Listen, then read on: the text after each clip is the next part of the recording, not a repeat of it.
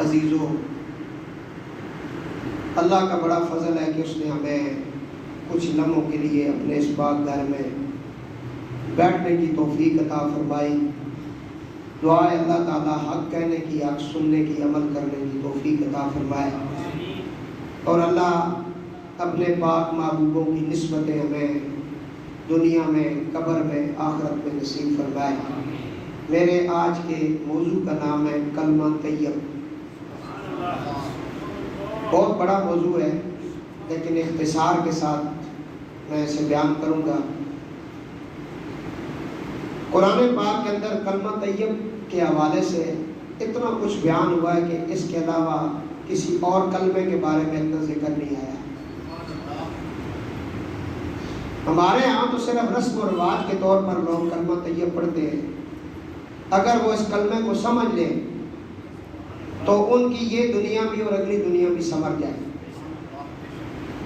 قرآن کریم کی بہت ساری ایسی آیات پاک ہیں جس میں کلمہ طیب کا ذکر ہے، اور کچھ آیات ایسی ہیں، تقریباً 85 آیات ایسی ہیں جس میں کلمہ طیب شریف بالکل الگ بیان ہوا، کیونکہ کلمے کا مطلب ہے کہ اللہ کے سوا کوئی نہیں، اس کا کوئی معبود آپ کا اس کے سوا نہیں ہے، وہ وحدہ لا شریک ہے، اور محمد مصطفیٰ صلی اللہ علیہ وآلہ وسلم اللہ کے رسول ہیں، اللہ کے رسول ہیں۔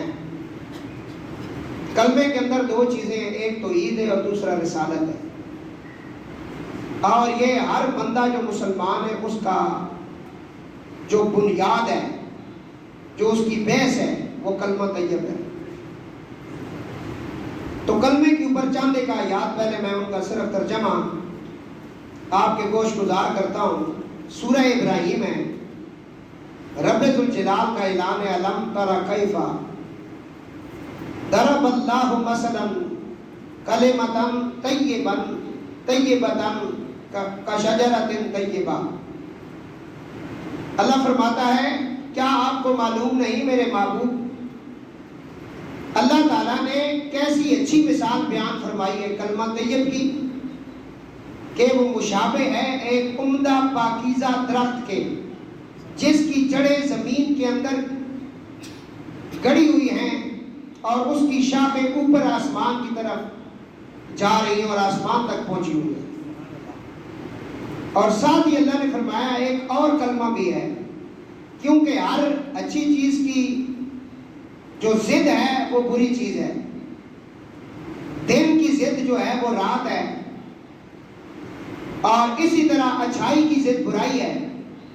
سورہ ابراہیم میں اللہ نے کلمے کی شان بیان کرتے ہوئے فرمایا کلمہ طیب ایک اچھا درخت ہے جس کی جڑیں زمین کی تہ تک ہیں اور جس کی شاخیں آسمانوں کے اوپر ہیں۔ اس کا اللہ تعالیٰ نے اس کے بارے میں ارشاد فرمایا، اور اس کے مد مقابل فرمایا وَمَثَلُ كَلْمَةٍ خَبِيثَةٍ كَشَجَرَةٍ خَبِيثَةٍ، فرمایا تاکہ لوگ خوب سمجھ لیں خبیث کلمہ یعنی کلمہ کفر کی مثال جیسے کہ خراب درخت ہو، وہ زمین کے اوپر ہی اوپر سے اکھاڑ لیا جائے، اس کی جڑیں نیچے نہیں ہوتی، وہ زمین کے اوپر ہوتی ہیں۔ جتنے بھی نقصان دہ درخت ہوتے ہیں جن کا کوئی فائدہ نہیں ہوتا، ان کو اگر آپ اکھاڑنا چاہیں تو منٹ بھی نہیں لگتا، وہ اکھڑ جاتے ہیں۔ قرآن نے یہاں مثالیں دے کر حضرت انسان کو، نبی پاک کے غلام کو سمجھایا ہے۔ ایک ہے کلمہ طیب، ایک ہے کلمہ کفر، ایک ہے اللہ کی ذات اور اس کے محبوب نبی پاک علیہ السلام کا اسے دل و جان سے ماننا، اللہ تعالیٰ کی ذات والا کا اقرار کرنا، اور اللہ تعالیٰ کو وحدہ لا شریک ماننا، اور اس کے محبوب محمد مصطفیٰ کو اللہ کا آخری پیغمبر سمجھنا۔ یہ ایک اچھا کلمہ ہے، اور اس کی ضد پہ دوسرا وہ کلمہ ہے جو کفر ہے، جو نہیں مانتا اور آگے سے بکواسات کرتا ہے۔ اس آیت مبارکہ میں ابن عباس فرماتے ہیں کہ اس لفظ سے مراد کلمہ طیب ہے اور کلمہ شہادت ہے، اور وہ فرماتے ہیں جس کی جڑیں مومن کے قول میں ہے اور اس کی شاخیں آسمان کی وجہ سے مومن کے اعمال آسمان تک پہنچے ہوئے ہیں۔ کہتے ہیں یہاں جو مثال دی گئی ہے نا کہ کلمہ ایک درخت ہے، اس کی کچھ جڑیں زمین پر ہیں اور اس کی شاخیں آسمان میں ہیں۔ فرمایا اس سے مراد مومن کا دل ہے، اگر اس کے دل میں کلمہ ہے تو اس کی جڑیں اس کے دل میں ہیں، اور اگر اس کے اعمال اچھے ہیں تو اس کی شاخیں بڑی بلند و بالا ہیں۔ اس آیت میں یہ بتایا گیا ہے۔ اور دوسری آیت مبارکہ من کان یرید اللہ عزت للہ فللہ العزت جمیعا۔ اللہ فرماتا ہے جو شخص عزت حاصل کرنا چاہے وہ اللہ سے ہی عزت حاصل کرے، کیونکہ ساری عزت اللہ ہی کے واسطے ہے۔ اسی تک اچھے کلمے پہنچتے ہیں، اسی تک اچھے کلمے پہنچتے ہیں اور نیک عمل ان کو پہنچاتا ہے۔ اچھے کلموں سے مراد مفسرین نے کہا لا الہ الا اللہ محمد الرسول اللہ۔ اب دیکھ لیں جن لوگوں نے کلمہ پڑھا اور پڑھوایا، صدیاں بیت گئیں، ان کی عزتوں میں اضافے ہو رہے ہیں۔ بلند آواز سے کہو ذرا۔ میں مثال دے رہا ہوں، حضرت غوث پاک رضی اللہ تعالیٰ کلمہ پڑھا بھی ہے، پڑھوایا بھی ہے، صدیاں گزر گئی، اپنے بگانے ان کا ذکر کر رہے ہیں۔ دادا صاحب نے کلمہ پڑھا بھی ہے، پڑھوایا بھی ہے، تو فرمایا اگر تمہیں عزت کی ضرورت ہے تو وہ عزت پھر اللہ سے حاصل کرو، اور وہ عزت کلمہ پڑھنے سے ملتی ہے۔ کلمہ کون سا کلمہ جو اسکول میں آپ نے بس پڑھا ہے یا رواجی طور پہ آپ بس پڑھ دیتے ہیں؟ نہیں، کلمہ اہل اللہ سے لیں، ان سے تلقین حاصل کریں اس کی کلمے کی، اور کلمے کو سمجھ کر پڑھیں۔ پھر دیکھیں لوگ دنیا کے پیچھے بھاگتے ہیں، اللہ والا جب کلمہ پڑھتا ہے اور کلمے پر قائم ہو جاتا ہے، دنیا اس کے قدموں میں آ جاتی ہے اور وہ اس کی طرف دیکھتا تک نہیں ہے، کیونکہ کلمہ اس کے اندر آ جاتا ہے۔ تو اس کلمے کے اوپر آج ہم یہ 4 باتیں کر رہے ہیں۔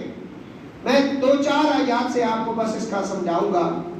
یہ سورہ فاتر آپ نے سمجھی، آگے قرآن کریم ہے سورہ انعام میں اللہ فرماتا ہے وَتَمَّتْ كَلِمَةُ رَبِّكَ، اللہ فرماتا ہے تیرے رب کا کلمہ سچائی اور انصاف اور اعتدال کے اعتبار سے پورا ہے۔ حضرت انس رضی اللہ تعالیٰ عنہ فرماتے ہیں کہ اس سے مراد بھی کلمہ طیب لا الہ الا اللہ محمد رسول اللہ ہے۔ اور سورہ ابراہیم میں اللہ فرماتا ہے اللہ تعالیٰ ایمان والوں کو پکی بات یعنی کلمہ طیب سے دنیا اور آخرت دونوں میں مضبوط رکھتا ہے، اور کافروں کو دونوں جہان میں بچلا دیتا ہے، اور اللہ تعالیٰ اپنی حکمت سے جو چاہتا ہے کرتا ہے۔ اس میں بھی مفسرین میں صحابہ کرام بھی ہیں، اور حضور نبی پاک علیہ السلام نے فرمایا اس کلمے سے مراد قبر کے اندر جو سوال ہوں گے، من ربوں کا، تیرا رب کون سا ہے، تو میت اس وقت جو مسلمان ہوگا، حضور کا غلام ہوگا، اور جس نے کلمہ پڑھا ہوگا، کلمے پر جس کا یقین ہوگا، تو وہ پکی بات آگے سے کرے گا، پکی بات۔ قرآن کہتا ہے کہ وہ آگے سے اللہ کے فرشتوں کے سامنے کلمہ شہادت پڑھ کر عرض گزار ہو جائے گا اور کہے گا اشہد اللہ الہ الا اللہ وحدہ لا شریک لہ واشہد ان محمدا عبدہ ورسولہ۔ تو پکی سے مراد کلمہ ہے، پکی بات سے مراد کلمہ ہے۔ سورہ رات کے اندر اللہ فرماتا ہے سچا پکارنا اسی کے لیے خاص ہے، اور خدا کے سوا جن کو یہ لوگ پکارتے ہیں وہ ان کی درخواست کو اس سے زیادہ منظور نہیں کر سکتے جتنا پانی اس شخص کی درخواست کو منظور کرتا ہے، جو اپنے دونوں ہاتھ اس پانی کی طرف پھیلائے اور پانی کو اپنی طرف بلائے تاکہ وہ اس کے منہ تک آ جائے، اور وہ پانی اڑ کر اس کے منہ تک آنے والا کسی طرح بھی نہیں، اور کافروں کی درخواست محض بے اثر ہے۔ حضرت مولا علی علیہ السلام فرماتے ہیں کہ دعوت الحق سے مراد توحید یعنی لا الہ الا اللہ محمد الرسول اللہ. اور حضرت ابن عباس فرماتے ہیں دعوت الحق سے مراد شہادت ہے لا الہ الا اللہ محمد الرسول اللہ. اس طرح کی قرآن پاک کی بہت ساری آیات ہیں جس میں کلمے کا ذکر کیا گیا. اور جتنے بھی انبیاء اس کائنات میں جلوہ گر ہوئے ہیں سب نے توحید کا درس دیا ہے. اللہ کے واحد ہونے کا اور وحدہ لا شریک ہونے کا ذکر انہوں نے کیا, کلمے کا ذکر کیا. لیکن ہمارے آقا جناب محمد مصطفیٰ کی یہ شان ہے کہ جتنے انبیاء آئے ہیں انہوں نے اپنی قوموں کو اپنا کلمہ پڑھوایا ہے, لیکن خود انہوں نے حضور کا کلمہ پڑھا. وہ نبی بھی ہیں, رسول بھی ہیں, اور ساتھ ساتھ حضور کے امتی بھی ہیں. تمام انبیاء نے نبی پاک علیہ السلام کا کلمہ پڑھا ہے. اور کلمے کا پہلا حصہ یہ ہمیں دعوت دیتا ہے کہ اللہ کے سوا کوئی معبود اس کی ذات میں, اس کی صفات میں کوئی بھی شامل نہیں ہے. رسول ہو, نبی ہو, ولی ہو, علی ہو, صحابہ ہو, بڑے بڑے مراتب میں بڑی بڑی شانیں ہیں, یہ سارے اللہ کی مخلوق ہیں, یہ اللہ کی مخلوق ہے. تو یہاں کلمے کے اوپر بات چل رہی بھائی.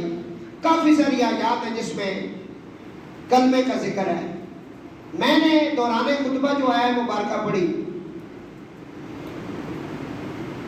اس سے پہلے ایک اور آیا مبارکہ ہے سورہ ہود میں. اللہ فرماتا ہے محمد مصطفیٰ صلی اللہ علیہ وآلہ وسلم آپ نماز کی پابندی کریں دن کے دونوں سروں پر اور رات کے کچھ حصوں میں. بے شک نیک کام مٹا دیتے ہیں نامہ اعمال سے برے کاموں کو. یہ بات ایک نصیحت ہے نصیحت ماننے والوں کی. فرمایا جو بندہ نیک کام کرتا ہے, نیک عمل کرتا ہے, اس کی وجہ سے اگر آپ کے نامہ اعمال میں برائی لکھی ہو وہ مٹ جاتی ہے, وہاں نیکی آ جاتی ہے. تو کہا کہ اس میں فجر اور عشاء کی نماز کا ذکر ہے اور رات کی نمازوں کا ذکر ہے. اس آیت شریفہ کی تفسیر میں بہت ساری حدیث وارد ہوئی جن میں حضور نبی پاک علیہ السلام نے آیت شریفہ کی توضیح فرماتے ہوئے ارشاد فرمایا نیکیاں اعمال نامہ سے برائیوں کو مٹا دیتی ہیں. حضرت ابو ذر فرماتے ہیں کہ میں نے رسول خدا صلی اللہ علیہ وآلہ وسلم سے عرض کیا مجھے کچھ نصیحت فرمائیں. حضور نبی کریم علیہ السلام نے فرمایا اللہ سے ڈرتے رہو, جب کوئی برائی صادر ہو جائے تو فوراً بھلائی اس کے بعد کرو تاکہ اس کے مکافات ہو جائے اور وہ زائل ہو جائے. میں نے عرض کیا یا رسول اللہ وہ کیا ہے؟ تو حضور نے فرمایا اس وقت کلمہ پڑھو لا الہ الا اللہ محمد رسول اللہ, نیکیوں میں شمار, یعنی اس کا پڑھنا بھی اس میں داخل ہے. حضور علیہ السلام نے فرمایا یہ تو نیکیوں میں افضل ترین چیز ہے. حضرت انس رضی اللہ تعالیٰ عنہ سے روایت ہے جو بندہ رات یا دن میں کسی وقت بھی لا الہ الا اللہ محمد رسول اللہ پڑھتا ہے اس کے نامہ اعمال سے برائی دھل جاتی ہے. کہ جتنے بھی ولی اللہ ہیں, بزرگان دین ہیں, سلاسل ہیں, سلسلہ نقش بند ہے, قادری ہیں, چشتی ہیں, نظامی ہیں, صابری ہیں, شاذلی ہیں, جتنے بھی اولیاء ہیں, ان کے پاس جب کوئی بندہ ہدایت لینے جاتا ہے, مرید ہونے جاتا ہے, بیعت کرتا ہے, تو یہ اس بندے کو توبہ کرواتے ہیں اور سب سے پہلے اسے جو چیز عطا کرتے ہیں نا وہ کلمہ طیبہ ہے. کہتے ہیں اسے بس آپ نے پڑھنا ہے اور پھر سمجھ کے پڑھنا ہے کہ تو کیا پڑھ رہا ہے, تو نفی کس کی کر رہا ہے, اسباب کس کی کر رہا ہے. حضرت سلطان العارفین سلطان باہو نے کلمے کے بارے میں فرمایا نفی اسباب دا پانی ملیا ہر رگے ہر جائی ہو. نفی کا معنی لا نہیں, اور اسبات کا معنی ہے الا اللہ، اللہ موجود ہے۔ عام لوگوں کا جو معنی ہے وہ یہی ہے کہ کچھ نہیں اس کے سوا وہی ہے۔ لا کی پر جب نفی ہوئی ہے تو لا ہی ہو گیا، کچھ نہیں ہے الا اللہ، اگر کچھ ہے تو وہ کیا ہے؟ اللہ ہے۔ یہ جتنے بھی اولیاء اللہ ہیں یہ توحید کا درس دیتے ہیں، ان سے بڑا توحیدی کوئی نہیں، بات سمجھ آ رہی ہے؟ اور ان سے زیادہ توحید سمجھتا بھی کوئی نہیں۔ میں عام مولویوں کی بات کر رہا ہوں،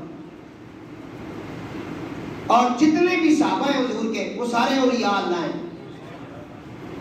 وہ سب ولی اللہ ہیں، بات سمجھ آ رہی ہے؟ تو کلمہ اس لیے پڑھایا جاتا ہے۔ قرآن کریم کی ایک آیت ہے جو جمعے والے دن اکثر علماء خطبے میں پڑھتے ہیں، ان اللہ یامر بالعدل والاحسان، بے شک اللہ تعالیٰ حکم فرماتا ہے عدل کا اور احسان کا اور قرابت داروں کو دینے کا، اور منع کرتا ہے فحش باتوں سے، بری باتوں سے، کسی پر ظلم کرنے سے اللہ منع کرتا ہے، یہ نہ کرو، لعلکم تذکرون، اور نصیحت فرماتا ہے تاکہ تم نصیحت قبول کرو۔ عدل کے معنی تفاسیر میں مختلف آئے ہیں۔ ایک تفسیر میں حضرت عبداللہ ابن عباس سے منقول ہے، وہ فرماتے ہیں عدل سے مراد کلمہ طیب ہے، عدل سے مراد کلمہ طیب لا الہ، اور میں نے آج جو آپ کے سامنے آیا مبارکہ پڑھی، اللہ تعالیٰ فرماتا ہے یا ایھا الذین آمنوا اتقوا اللہ وقولوا قولا سدیدا، اے ایمان والو اللہ سے ڈرو اور اس کی بارگاہ میں قولا سدیدا، وقولوا قولا، بالکل سچی بات کرو، کھری بات کرو، ہیر پھیر نہ کرو، جو بالکل سیدھی بات ہے وہ کرو۔ اب اگر ہمارا معاشرہ یہ شروع کر دے سیدھی بات کرنا، معاملات بہتر ہوتے ہیں کہ نہیں؟ کورٹ کچہریوں کے اندر یہ جلدی جلدی فیصلے ہوں گے یا کہ نہیں؟ اگر کوئی سچی بات کر دے، قرآن جو کہہ رہا ہے تمہیں یا ایھا الذین آمنوا اتقوا اللہ، اے ایمان والو اللہ سے ڈرو، پہلی بات تو یہ ہے کہ حکم ایمان والوں کو ہے، جس کے پاس ایمان کی دولت آ گئی ہے وہ اللہ سے ڈرے۔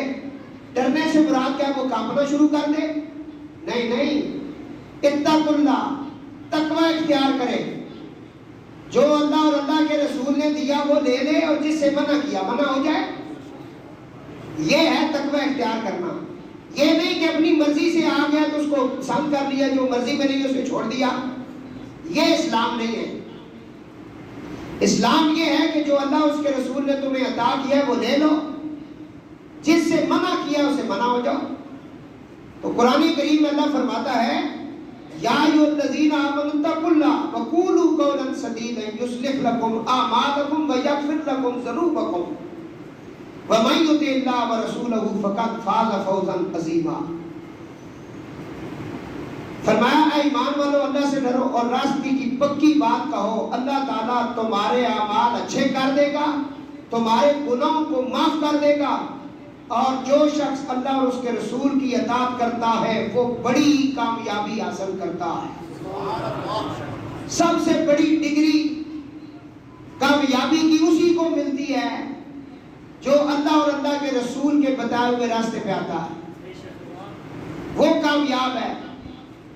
اور اس کے لیے فرمایا فاز فوزا عظیما، بڑی کامیابی ہے اس کے لیے جو سچی بات کرتا ہے۔ اس کے بارے میں کیونکہ ہمارا موضوع جو ہے وہ کلمہ طیب ہے، حضرت عبداللہ بن عباس اور حضرت اکرمہ یہ حضور کے صحابی ہیں، بڑے جلیل القدر صحابی ہیں، یہ فرماتے ہیں قول وقولوا قولا سدیدا سے اس کا معنی بیان کرتے ہیں، وہ کہتے ہیں اس سے مراد لا الہ الا اللہ محمد رسول اللہ۔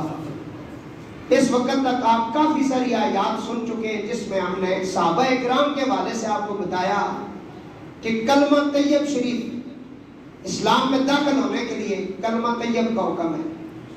کلمہ طیب پڑھے گا تو وہ نبی پاک کے غلاموں میں آ جائے گا۔ کلمہ طیب ایک ایسا ہے کہ جو کفر اور اسلام میں فرق کرتا ہے۔ تو یہاں کلمہ مراد ہے۔ اس کے علاوہ بہت ساری قرآن پاک کی آیات پاک ہیں، بہت ساری قرآن کریم کی آیات ہیں جس میں کلمے کا ذکر ہے۔ وہاں جو ہے وہ لفظ استعمال کیے گئے ہیں جو معنی بنتا ہے کلمے کا، وہ تقریباً 85 سے زیادہ آیات ہیں۔ فرمایا وَإِلَٰهُكُمْ إِلَٰهٌ وَاحِدٌ لا الہ الا اللہ هو الرحمن الرحیم۔ اس کا معنی پڑھے اور پھر ادھر لا الہ الا اللہ کا معنی پڑھے، ملتا جلتا ہے کہ وہ ایک ہے۔ فرمایا اللہ لا الہ الا هو الحی القیوم، وہ ایک ہے جو ہمیشہ ہے، زندہ ہے، قائم ہے۔ اللہ لا الہ الا هو الحی القیوم شاہد اللہ انہ لا الہ الا هو والملائکۃ لا الہ الا هو العزیز الحکیم وما من الہ الا اللہ۔ بہت ساری ایسی آیات ہیں جس میں اللہ کی توحید، اس کی یکتائی، اس کے قادر مطلق اور اس کے وحدہ لا شریک ہونے کا ذکر ہے۔ اور اسی کی دعوت نبی پاک علیہ السلام سے پہلے جتنے بھی انبیاء علیہ السلام گزرے سب نے دی ہے۔ یہ تھی جی مختصر سی آیات جن سے میں نے آپ کو بتایا ہے۔ اب حدیث پاک کی طرف آ جائیں۔ نبی کریم علیہ السلام کے ایک بڑے جلیل القدر صحابی ہیں، بہت لمبی عمر انہوں نے پائی ہے، نام ہے ان کا حضرت جابر بن عبداللہ انصاری رضی اللہ تعالیٰ عنہ۔ کہہ دو اللہ ان کو رضی اللہ تعالیٰ عنہ کہتا ہے، آپ بھی کہہ دیں۔ نبی پاک علیہ السلام کے یہ غلام ہیں، وہ فرماتے ہیں کہ آقا علیہ السلام نے فرمایا تمام اذکار میں جتنے بھی آپ ذکر کرتے ہیں، تمام اذکار میں سب سے افضل ذکر لا الہ محمد الرسول اللہ۔ سب سے افضل ذکر کون سا ہے؟ اور فرمایا افضل الدعاء الحمدللہ، افضل ذکر لا الہ الا اللہ، اور سب سے افضل دعا الحمدللہ۔ تمام تعریفیں، تمام، کسی انسان کی بھی کر رہے ہیں تو وہ بھی اسی کی ہے، نبی کی کر رہے ہیں وہ بھی اسی کی ہے، ولی کی کر رہے ہیں وہ بھی، سب کچھ اسی کا ہے۔ الحمدللہ۔ تو صحابی فرماتے ہیں نبی پاک علیہ السلام نے فرمایا سب سے افضل ذکر کلمہ طیب لا الہ الا اللہ محمد الرسول اللہ، اور سب سے افضل دعا الحمدللہ۔ اور اللہ کو یہ اتنا پسند ہے نا یہ لفظ الحمدللہ، اے اللہ میں تیرا شکر ادا کرتا ہوں، ساری تعریفیں تیری۔ فرمایا جنت کے اندر جب آپ چاہیں گے نا تو تمام ذکر آپ کے بند ہو جائیں گے۔ اس دن اگر کوئی ذکر کسی کی زبان پر اللہ کی اجازت سے ہوگا تو وہ ہوگا الحمدللہ۔ کون سا ہوگا؟ پڑھے نا، نبی پاک علیہ السلام کے جانشین جناب علی مرتضیٰ کرم اللہ وجہ الکریم گھر میں آئے تو سیدہ کائنات نے فرمایا کچھ سناؤ۔ فرمایا آپ کے بابا کے ہاں مال غنیمت کے اندر بہت ساری لونڈیاں آئی ہیں، آپ گھر کا کام کرتے کرتے تھک جاتی ہیں، جاؤ اپنے بابا سے ایک لونڈی لے آؤ تاکہ آپ کے گھر کا کام کاج کر دیا کریں۔ سیدہ کائنات چلی گئی اور آپ نے سوال کیا کہ بابا ایک لونڈی مجھے بھی دے دے تاکہ میرے گھر کا کام کاج ہوتا رہے، میرا کوئی چکی پیسنے والا بھی ہو، بچوں کو اٹھانے والا بھی ہو۔ اس وقت اللہ کے نبی نے اپنی بیٹی سیدہ کائنات فاطمہ الزہرا سلام اللہ علیہا، آپ نے فرمایا بیٹا میں تجھے ایک ایسا عمل بتاتا ہوں، یہ عمل آپ کریں، پھر دیکھیں اللہ کے کتنے کرم آپ پر ہوتے ہیں۔ اور ان کرموں کو علماء نے بیان کیا کہ حضرت ابو ذر غفاری بھی اس حدیث پاک کو بیان کرتے ہیں کہ میں نے یا رسول اللہ سیدہ کائنات کے گھر میں نے دیکھا کہ ان کے حجرے مبارک کا دروازہ بند ہے، آپ آرام فرما رہی ہے، بچے آرام کر رہے ہیں، لیکن گھر میں کوئی جھاڑو بھی دے رہا ہے، کوئی چکی بھی پیس رہا ہے، کام بھی کر رہا ہے۔ وہ کون سا ورد تھا جو آپ نے اپنی شہزادی کو عطا کیا، جسے کہتے ہیں تسبیح فاطمہ؟ ہمارے بزرگ کہتے ہیں ہر نماز کے بعد پڑھ لیا کرو اگر اللہ توفیق دے تو۔ ویسے بھی کسی کو کوئی غم کی بیماری ہو، پریشانیاں ہو، وہ تسبیح فاطمہ پڑھے، اللہ اس پہ بڑا کرم کرتا ہے۔ تو آپ نے فرمایا بیٹا پڑھا کرو 33 مرتبہ الحمدللہ۔ کتنی مرتبہ؟ 33 مرتبہ الحمدللہ، 33 مرتبہ سبحان اللہ، اور 34 مرتبہ اللہ اکبر۔ یہ تسبیح فاطمہ ہے، سلام اللہ علیہا، یہ آپ کو تحفہ مل گیا ہے۔ تو حضرت جابر فرماتے ہیں نبی پاک علیہ السلام نے فرمایا سب سے افضل ذکر لا الہ الا اللہ محمد رسول اللہ، اور سب سے افضل دعا الحمدللہ۔ یہ آپ ایسا یاد کر لینا، کوئی پوچھے کیا حال ہے جی، الحمدللہ۔ گھر میں بچے ٹھیک ہیں، الحمدللہ۔ یہ لفظ یاد کریں، اس کا فائدہ کیا ہوگا؟ قرآن کہتا ہے لَإِن شَكَرْتُمْ لَا أَزِيدَنَّكُمْ، تم جتنا شکر کرو گے اتنا عطا کروں گا۔ شکر کا بڑا ذکر ہے قرآن میں، وَاشْكُرُونِي وَلَا تَكْفُرُونِ، شکر کرو نہ شکرے نہ بنو۔ حضرت سیدنا سلیمان علیہ السلام اللہ کے پیغمبر ہیں، بڑی شان آپ کو عطا ہوئی۔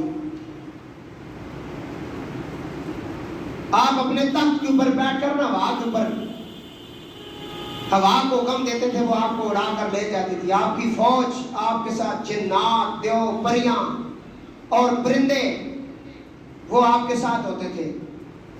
حضرت سلیمان علیہ السلام اپنے تخت پہ بیٹھے ہیں، آپ کا تخت اڑتے اڑتے ایک جنگل کے اوپر سے گزرا۔ جنگل کے اوپر سے جب گزرا نا، نیچے ایک بندہ لکڑیاں کاٹ رہا تھا، اس نے دیکھا آپ کے اس شاو جلال کو، اس کمال کو، اس پروٹوکول کو، اس محبت کو جب دیکھا تو کہنے لگا الحمدللہ۔ سلیمان علیہ السلام نے ہوا سے کہا کہ میرا تخت نیچے اتارو۔ نیچے آپ کا تخت اترا تو آپ نیچے اترے اور اس لکڑہارے کی طرف جانے لگے۔ لکڑہارے نے جب آپ کو دیکھا تو ڈر گیا، کانپنے لگا کہ مجھے کوئی سزا ہونے لگی ہے۔ اللہ کے پیغمبر نے فرمایا میں دنیا کا بادشاہ نہیں کہ تجھے کٹہرے میں کھڑا کروں گا، میں اللہ کا پیغمبر ہوں، سلیمان ہوں، حضرت داؤد علیہ السلام کا بیٹا ہوں، سلیمان ہوں، سلیمان۔ اس نے کہا حضرت میں نے کوئی ایسی ویسی حرکت نہیں کی۔ آپ نے فرمایا میں تخت کے اوپر بیٹھا ہوا تھا اور یہاں سے میرا گزر ہو رہا تھا، تو نے دیکھ کر کیا کہا؟ کہنے لگا میں نے کہا الحمدللہ۔ اللہ نے بڑی شانیں عطا کی ہیں الحمدللہ۔ اس لیے کہتے ہیں نا جب کسی کے کوئی دیکھو نا تو ماشاءاللہ الحمدللہ کے الفاظ کہا کرو تاکہ تمہاری نظر نہ لگ جائے اسے۔ بچہ بھی خوبصورت دیکھو نا تو کہو ماشاءاللہ، کسی کی گاڑی دیکھو تو کہو ماشاءاللہ الحمدللہ۔ بات نہیں سمجھ آ رہی ہے؟ چلو بجھنے والا کام نہ کرے نا، یہ لفظ کہا کرے نظر حق ہے۔ حدیث پاک میں ہے نظر العین حق، نظر حق ہے، اس کا ذکر ہے باقاعدہ۔ حضرت امام حسن حسین علیہ السلام بڑے خوبصورت تھے، ان سے زیادہ خوبصورت کون ہو سکتا ہے؟ جن کو حضور نے یہ فرمایا الحسن والحسین سیدہ شباب اہل الجنہ، حسن حسین دونوں جنتی نوجوانوں کے سردار ہیں۔ اور حضور نے فرمایا سر کے بالوں سے لے کر سینے تک حسن مجھ جیسا ہے، اور سینے سے لے کر پاؤں تک والی کربلا، شہنشاہ کربلا، امام علی مقام، امام حسین علیہ السلام نبی پاک جیسے ہیں. اس لیے اعلیٰ حضرت فرماتے ہیں معدوم نہ تھا سایہ شاہ ثقلین. معدوم نہ تھا سایہ شاہ ثقلین. اس نور کی جلوگاہ تھی ذات حسنین. تمثیل نے سایہ کے دو حصے کیے، آدھے سے حسن بنے آدھے سے حسین. اور آپ فرماتے ہیں کیا بات رضا اس چمنستان کرم کی ہے، اس چمنستان کرم کی ہے. زہرا ہے کلی جس میں حسین و حسن پھول. حسین و اتنے خوبصورت تھے ان کو نظر لگ جاتی تھی. حضور پھر ان کے اوپر دم فرماتے تھے. کیا کرتے تھے؟ تو دم کا طریقہ بھی بتایا. سب سے زیادہ جو حضور نے آیات پڑھی ہیں نا دم کے لیے، نظر بد کے لیے، جادو کے لیے اور جادو کے اثرات کو توڑنے کے لیے، وہ قرآن کریم کی آخری 11 آیات ہیں جن کو معوذتین کہتے ہیں. قل اعوذ برب الفلق، اور اس سے اگلی آیت کون سی ہے؟ ہاں جی، قل اعوذ برب الناس. یہ 11 آیتیں بنتی ہیں راجہ صاحب. کتنی ہیں؟ نبی پاک علیہ السلام کے اوپر جادو ایک یہودیہ نے کروایا. ہوتا نہیں ہے نبیوں پر یہ جادو شادو، وہ اس سے پاک ہوتے ہیں. صرف پریکٹیکل تاکہ ان کو بھی پتہ چلے نا. قرآن نے کہا نکاح کرو تو پریکٹیکل حضور نے نکاح کر کے بتایا کہ اس طرح ہوتا ہے.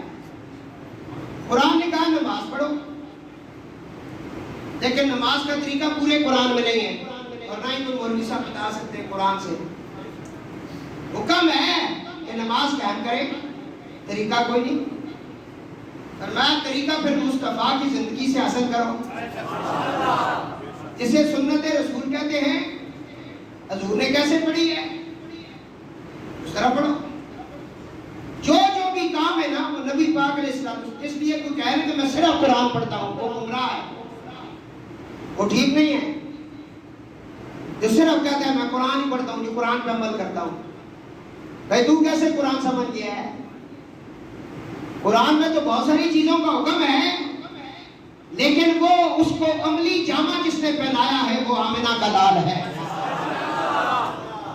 بہت ساری چیزیں ہیں. اے روزہ جو آپ رکھتے ہیں، ابھی تھوڑے دن پہلے روزے گزر گئے. قرآن نے تو کہا یا ایھا الذین آمنوا کتب علیکم الصیام. قرآن نے تو حکم دیا ہے بھائی رکھیں کس طرح. فرمایا حضور کی زندگی دیکھو، سرکار نے پہلے کیسے روزے رکھے. پہلے تو روزہ افطار ہوتا تھا مغرب سے عشاء تک. یہ پھر حضرت عمر کو سلام پیش کرو جنہوں نے آپ کو پھر رات کی چھوٹ عطا کی ہے. اس لیے حضور کے بغیر اگر تم کہو نا میں قرآن سمجھ لوں گا، یہ بڑا مشکل ہے. ہم ایسے توحیدی کو بھی نہیں مانتے. اتنے راستے میں نہیں پڑی ہوئی ہماری توحید جو حضور کو چھوڑ کر اللہ کو پکڑ لے اور کہے کہ میں اللہ کو مل آیا ہوں. یہ ہو ہی نہیں سکتا. اللہ فرماتا ہے یا ایھا الذین آمنوا اتقوا اللہ وابتغوا الیہ الوسیلہ. اللہ سے ڈریں اور اس کی بارگاہ میں وسیلہ تلاش کریں. وہ وسیلہ حضور کی ذات ہے. وسیلہ حضور کی ذات ہے.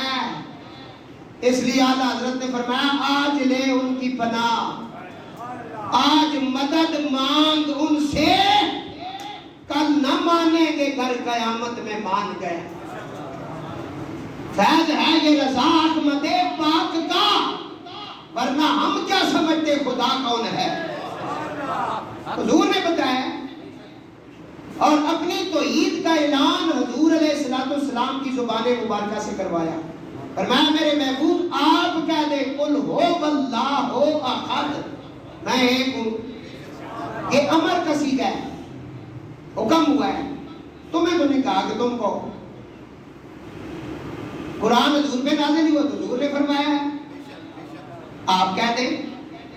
اور حسن بریلوی فرماتے ہیں کل کہہ کے اپنی بات بھی، کل کہہ کے اپنی بات بھی منہ سے تیرے سنی، کل کہہ کے اپنی بات بھی منہ سے تیرے سنی۔ ہاں جی، اے محبوب جو کل ہے نا یہ امر ہے، خطاب ہے، آپ کو ہے، آپ کہہ دیں۔ عرض کرنے کا مقصد کیا ہے کہ بہت ساری چیزیں ایسی ہیں ان کو سمجھنے کے لیے نبی پاک علیہ السلام کی زندگی مبارک، آپ کی سیرت مبارک اور آپ کی احادیث پاک کا مطالعہ کرنا پڑتا ہے۔ نظر بد کا ذکر ہو رہا ہے، نظر سے شعائیں نکلتی ہیں، اچھی بھی بری بھی، تو یہ جب نکلے نا تو کوئی چیز اچھی لگ رہی ہو نا، چاہے کسی کو یا اپنی ہو، تو کہا کرو الحمدللہ، ماشاءاللہ۔ کسی کا مکان اچھا لگا ہے تو کیا کہنا ہے؟ گاڑی اچھی لگی تو کیا کہنا ہے؟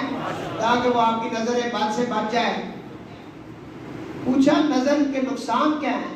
حدیث پاک کے اندر آیا نظر اونٹ کو ہانڈی میں لے جاتی ہے، بندے کو قبر میں لے جاتی ہے۔ کہنے نسی بھوکا نہ مروانے ہیں، میں اگر تیرے اندر بھی تو بھوک ہی نہ اور کیا ہے، نکل گئی تو پھر منہ اڈیا اسی ہے جی، بھوکا نے نیڑے رہا کر۔ اور یہ فرق تو کرنا کہ بھوکا نہ بھی کو بھوک سمجھنا کہ نہیں، ایویں تو اپنا دماغ بہو استعمال کرنا نا ہر جگہ دے، تو پھر یہ بھی ڈھونڈ لے کہ جس کو میں بھوک مروا رہا کہ سب بھوکا نہ بھی پتا کہ نہیں۔ اور اکثر جڑا نا بھوکا لے پکڑیے نا انہاں تے کلمہ طیب بھی نہیں آنا۔ اس واسطے کسی عالم دین نے کو نیڑے لگو جس دین پڑھا، دین سمجھا، عاجز ہے اللہ نہ بندہ، تقویدار ہے، اسا کیوں نا وہ انشاءاللہ قرآن پڑھ کے بھوک مارسی اللہ فضل کرسی۔ اور میں بھوکا نہ ذرا ثبوت دے کے نا کیوں کہ تقریر ریکارڈ ہو رہی ہے، یہ سارے پھر سن لینا۔ نبی پاک علیہ السلام کے صحابی حضرت ابو سعید خدری رضی اللہ تعالیٰ عنہ فرماتے ہیں ہم کچھ صحابہ جو ہیں کسی کام کے لیے کہیں جا رہے تھے، راستے میں رات آ گئی، ہم نے پڑاؤ کیا اور اپنے خیمے لگا لیے۔ جس جگہ ہم نے پڑاؤ کیا اور خیمے لگائے وہاں قریب ہی ایک قبیلہ تھا، قبیلہ، وہاں قبیلے کے سردار کو بچھو نے کاٹ لیا۔ کس نے کاٹا؟ اور بچھو کا زہر اس کے جسم میں اثر کرنے لگا۔ حضرت ابو سعید خدری فرماتے ہیں اس قبیلے کی ایک عورت ہمارے پاس آئی، عرض کرنے لگی اے اللہ والو، اے مسافروں، تمہارے اندر کوئی ایسا بندہ ہے جو دم کرنے والا ہو دم؟ ہم نے کہا ہمارے پاس تو ایسا بندہ کوئی نہیں ہے۔ وجہ کیا؟ کہنے لگی میرے سردار کو بچھو نے کاٹا ہے، بچھو نے، اور اس کا زہر اس کے جسم میں اثر کر رہا ہے۔ اگر کوئی دم کرنے والا ہو، پھونک مارنے والا ہو، تو ایک صحابی کھڑے ہو گئے، انہوں نے کہا میں دم کروں گا۔ حضرت ابو سعید کہتے ہیں کہ اس سے پہلے اس نے کبھی دم نہیں کیا تھا۔ کوئی سمجھ آ رہی ہے؟ دم نہیں کیا تھا، وہ کھڑا ہو گیا، اس نے کہا میں دم کروں گا۔ ٹھیک ہے آئیں جی آپ، وہ دوسرے صحابہ کو بھی لے کے چلا گیا، وہاں جا کر اس نے دم کیا۔ اس نے سورہ فاتحہ شریف پڑھی۔ کیا پڑھا؟ سورہ فاتحہ شریف پڑھی، سورہ فاتحہ۔ یہ ام القرآن بھی ہے، اس کے 23 نام علماء نے بیان کیے ہیں، اور یہ شفا بھی ہے، شفا۔ میرے استاد محترم شیخ الحدیث و تفسیر استاد الاساتذہ حضرت علامہ پیر سید غلام محی الدین شاہ سلطان پوری رحمت اللہ علیہ جب میرے والد محترم کی تیمارداری کے گئے، ان کے سینے پہ ہاتھ رکھ کے آپ نے سورہ فاتحہ پڑھی۔ آج ممبر پہ گواہی ہو رہی ہے اس کی، 92 کی بات کر رہا ہوں، 92 یا 93 کی بات ہے۔ تو یہ حدیث انہوں نے پڑھی ہوئی تھی، سورہ فاتحہ اس صحابی نے پڑھی، بھائی اس قبیلے کے سردار پر زہر کا اثر ختم ہو گیا، زبان بھی صحابیوں کی ہو نا. آگے آپ سمجھ چکے ہیں, گستاخوں کی نہیں, عاشقوں کی. تو ہر وقت چہرے مصطفیٰ کی تلاوت کے حساب میں رہتے تھے. ہاں جی, ان کی بات کر رہا ہوں جن میں خوف خدا بھی ہو اور نبی پاک علیہ السلام کا پیار بھی ہو, جن کا تن من دن حضور پر قربان ہوا ہو, وہ پھونک مارے اور اللہ کرم نہ کرے. لوگوں نے کنواں کھودوایا تو پانی کڑوا نکل آیا, کھارا پانی نکل آیا. انہوں نے کہا جی پاک پتن میں فرید رہتا ہے, ان سے بات کرتے ہیں. حضرت بابا فرید سے جب ذکر ہوا, آپ نے پانی پہ پھونک ماری, کہا پانی میں ڈالو. انہوں نے کنویں میں ڈالا, پانی میٹھا ہو گیا. علاقے میں ایک اور کنواں اس طرح کا نکل آیا. وہ بندہ ماننے والا نہیں تھا, اس نے کہا ہم تو پھونکوں کو نہیں مانتے, ایک بابے شابے ایسی نہ مننے.